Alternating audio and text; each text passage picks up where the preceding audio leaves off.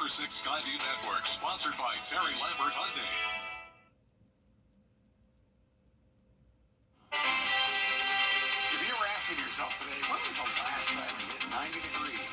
Well, the answer, 217 days ago. That will be much shorter, though, once we get to this Thursday. Retail is going to be 206 forecast. Now on News Channel 6 at 6, moving forward with a tiny home development in Augusta. Why commissioners passed the plan with no objection, says Your News at 6 starts now. Live from Television Park, this is WJBF News Channel 6 at 6. Good evening, everybody. I'm Brad Means. And I'm Jenny Montgomery. Thanks so much for joining us. Coverage you can count on begins with Augusta commissioners approving construction of the city's first tiny home village to help kids aging out of the foster care system. That project passed by a vote of 8-0 with 2 members out. Graham Lee has the story.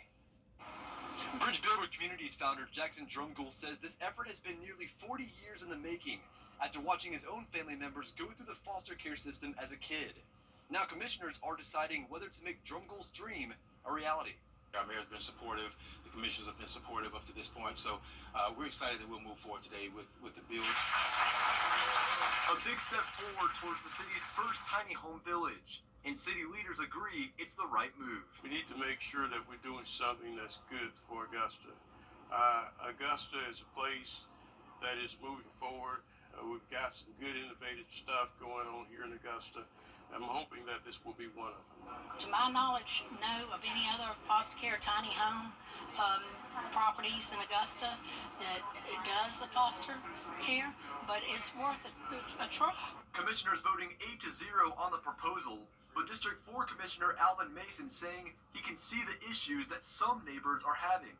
The problem is that the demographics or the target audience in which we're talking about coming into a neighborhood, you got a lot of folks that say it's not in my backyard, okay? But the question is, are we our brother's keeper and sister's keeper? And I say, yes, we are. But we have to do it in an appropriate way. But when you're dealing with the population that Dr. Drumgoole is working with, that's such a vulnerable population. If they don't have a place to call home, the streets will become their home. And when the streets become their home, it's only a matter of time before a grave becomes their home.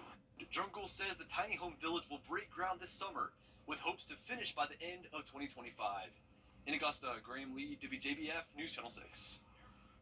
A local group is opposing a change to the Augusta Charter to give the Augusta mayor a vote on commission issues.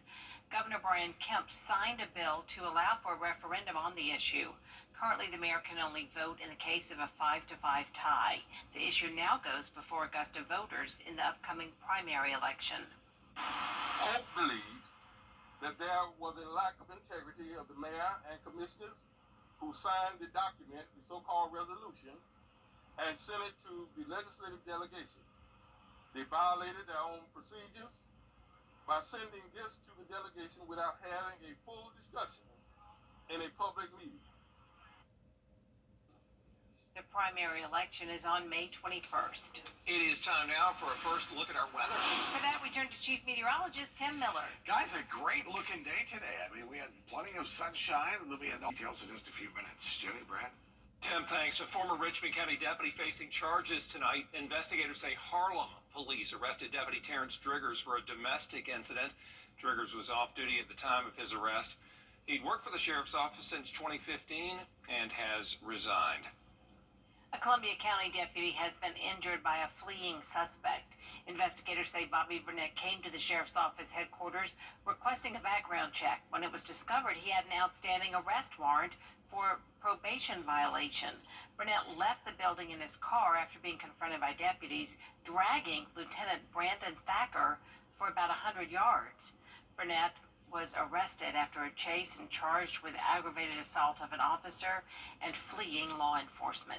An arrest has been made in an Aiken County murder case. Investigators have arrested Jamoria Johnson for the murder of Kenneth Jones.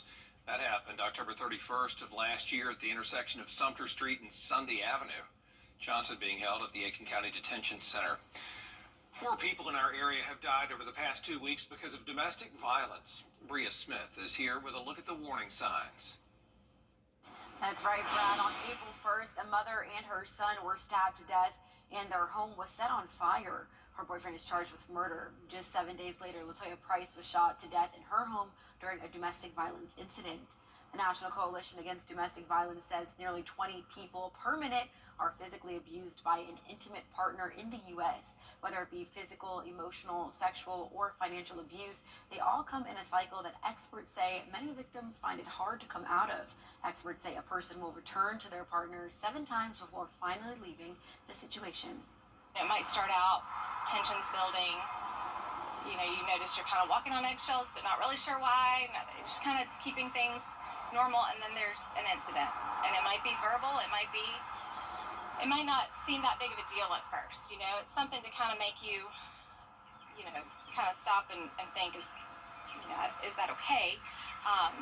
But you sort of brush it off.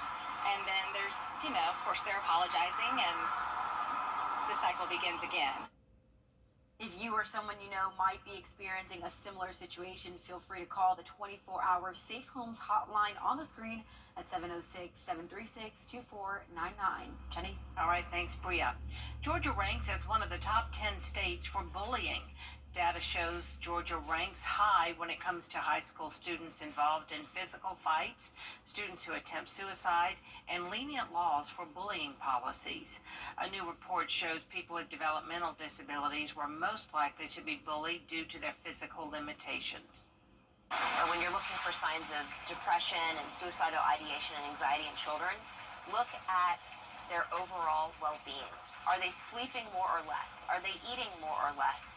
Are they hanging out with friends that they've never hung out with before, or are they avoiding groups that they typically used to hang out with? The study shows schools lose out on attendance-based funds when students stay at home due to bullying. Law enforcement in South Carolina will now give you a ticket if you have a Carolina squat vehicle. That's when you raise the front end. It's against the law, and the grace period is over. Colin Riviello has more. The first ticket gets you a $100 fine. The second ticket gets you a $200 fine. Get the third ticket and you lose your license, and you still have to pay a $300 fine. It's known as the Carolina squat, and it's been illegal since November. You know, and then for the driver that's driving that vehicle, now you can't see over the dash, so there could be hazards that could come out in front of you that you may never see because you're sitting back. The Carolina squat law bans most vehicles being driven on state highways if one fender is raised 4 inches or more above the other fender. For pickup trucks, the difference in a fender's height can't be 6 inches or more. A dangerous modification, according to a master trooper with State Highway Patrol. The headlights at nighttime, now you've taken those headlights and you put them straight in line of other drivers when they're driving down the road. The law called for a 180-day grace period before law enforcement could write tickets, something Master Trooper Bolt says actually helped to address the problem without drawing ire from drivers. If you're trying to move your vehicle back to the way it was when you get slapped with that $100 fine, yes, $100 out of your pocket, you know, that makes it harder to go out here and do that. That grace period expires next month. Drivers who receive 3 tickets and are convicted will have their license suspended. Coming up, jury selection in the trial of former President Donald Trump. Why he says he's innocent of all charges. Next. Well, tomorrow, if you want to just do some gardening, not a bad day for it. Temperatures will respond nicely. Mid to upper 80s in some places. We'll be pushing in 90 though this week. Details of your forecast coming up.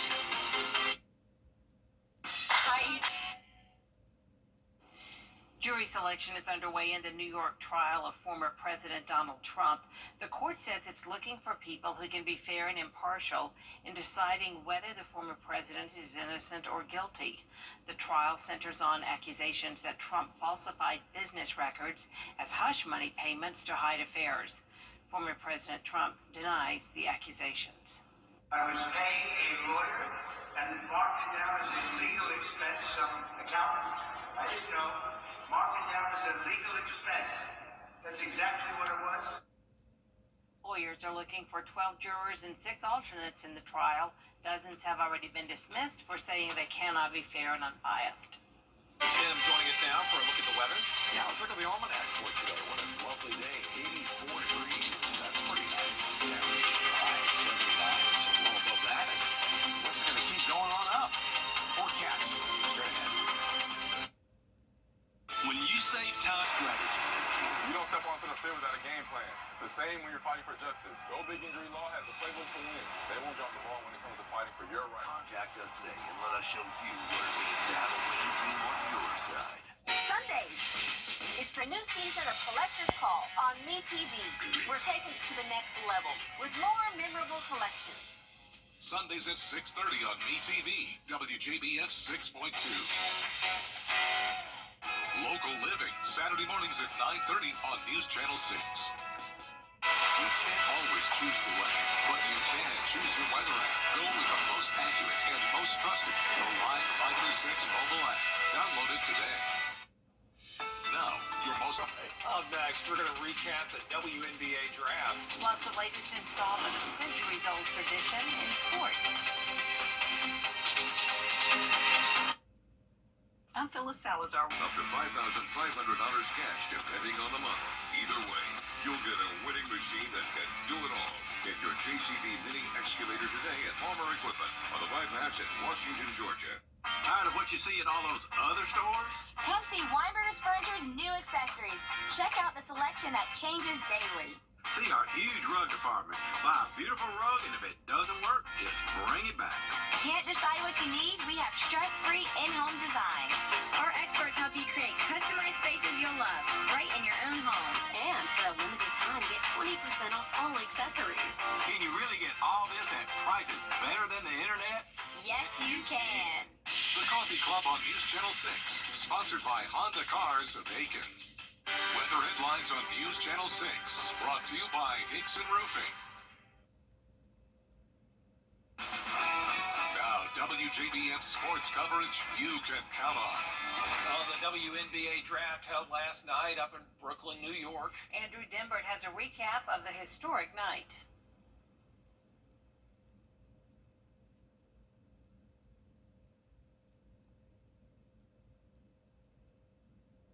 The Indiana Fever select Caitlin Clark. This morning, Caitlin Clark going pro. I've dreamed of this moment since I was in 2nd grade, and it's taken a lot of hard work, a lot of ups and downs, but more than anything, just trying to soak it in. Also soaking it in, thousands of fans of the Indiana Fever, watching from Indianapolis, jersey in hand. Before the draft, Clark lit up the orange carpet in Prada, the first time the fashion giant has dressed any player, NBA or WNBA. Number 8 pick Alyssa Peely was paying homage to her Polynesian heritage with this dress. I had to include the tribal in my dress. A lot of indigenous and Polynesian girls don't get to see that role model, and I'm just so blessed that I could be in the position to be that for them. Rakia Jackson, selected 4th, was rocking 2 outfits, one for the orange carpet and one to wear as she was drafted by the LA Sparks. The Sparks also had the number 2 pick, taking 6'4" Cameron Brink. If her height doesn't help her in the pros, maybe this will. Her godparents are the parents of NBA superstar Steph Curry. The two have known each other since they were kids. So I actually FaceTimed Steph like 5 minutes before the show started. So he just said to just have fun with it. I think he can just share so much great advice. One big surprise, the Las Vegas Aces selecting Caitlin Clark's Iowa teammate Kate Martin with the 18th pick. I was here to support Caitlin, but, I was hoping to hear my name called, and all I wanted was an opportunity, and I got it, so I'm really excited. Despite going pro, the payday for Caitlin Clark and the other stars of the night may not be as big as you think. Clark will make just over $76,000 in a rookie year. Over the next 4 years, she'll make just $338,000.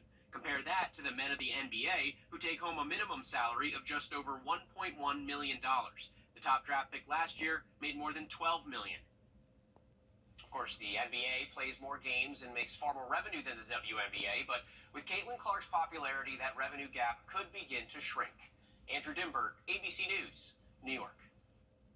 The fire that will be used to light the torch at the Paris Olympics has been kindled in Greece. There you see actors dressed as ancient Greek priestesses lighting the torch using a flame that was lit earlier in the day, and then those torch bearers are going to carry the flame 3,100 miles through Greece before they handed off to organizers in Paris. Thousands of people were there to watch that ceremony. The whole ceremony is it's just so beautiful. I'm so impressed. As I said last night to a group of women in America, I said, the light of the torch is going to shine on America and the world because we need peace. And today it was incredible. And for me, peace is now what we need. And I think this here in this beautiful ancient city of Olympia is the symbol of peace and democracy to the world. The torch should arrive in France on May 8th. We'll be right back.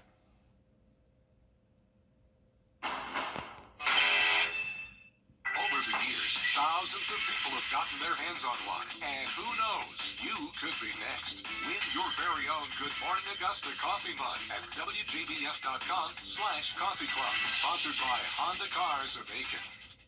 News Channel 6 invites you to take your cooking to the next level. In the Kitchen with Miss Darlin. Check it out now at WJBF.com. The infamous white Ford Bronco that carried O.J. Simpson in a low-speed chase across Los Angeles is currently on display at a museum in Tennessee. The owners say they are willing to part with it for at least $1.5 million. The Bronco is owned by Simpson's former agent Michael Gilbert and two friends of Al Cowlings. No word on a buyer, though. Tim's back now with a check of our forecast. 85 degrees. Our high temperature for tomorrow will be pushing 90 coming up by Thursday. And then chances of showers coming up by the weekend. Yep, it looks like a nice April forecast there, Tim. Those showers that we've come to expect. And thanks for providing us a good forecast for Masters Week, except for those high winds. My pleasure. Really nice. Yes, sir. We appreciate it. There was a buzz out there about your forecast all week. People were appreciative. All that is our report for now. We are appreciative to you for watching. We're back at 7 o'clock right after World News tonight. And then we'll see you again for News Channel 6 at 11. Have a great evening, everyone.